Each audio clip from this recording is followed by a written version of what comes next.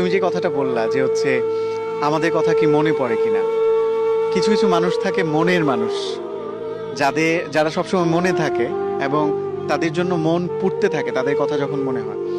তো যার জন্য মন পুড়ে সে এসে জিজ্ঞেস করে যে আমারই কি আপনার মনে পড়ে, ব্যাপারটা এমন হয়ে গেল আর কি। আমি আমার একটা কবিতার বইয়ে লিখেছিলাম যে বহুকাল পরে আইসা সে আমারে জিগাইলো আমারই কি আপনার মনে পড়ে।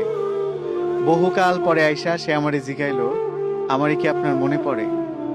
আমি হাসির আড়ালে দুঃখ লুকায়া কইলাম শুধু মনে পড়ে না, আপনার জন্য আমার মনও পড়ে।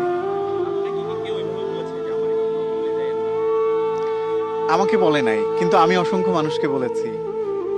আমি সেই জন্য একটা কবিতাও লিখেছিলাম যে আমারে ভুইলা যায়েন না, ভুল কইরাও যদি ভুইলা যান আমি জানলে কষ্ট পাবো। জীবনে কত অপ্রয়োজনীয় জিনিসই তো আমরা মনে রাইখা দিই। কবে কোথায় কোন পথে হাঁটতে গিয়ে হোঁচট খাইলাম, অদেখা তার কাটাই লাইগা শখের জামাটা ছিঁড়া গেল। লোকাল বাসে ওঠার সময় না দেখা কেউ একজন হাতটা ধইরা টাইনা তুলল। এমন অপ্রয়োজনীয় অনেক কিছুই থাকে যা মনে না রাখলেও চলতো, তবু আমাদের মনে থাকে, আমরা মনে রাখি। আপনি আমারে ভুইলা যায়েন না, মনের এক কোনায় রাইখা দিয়েন।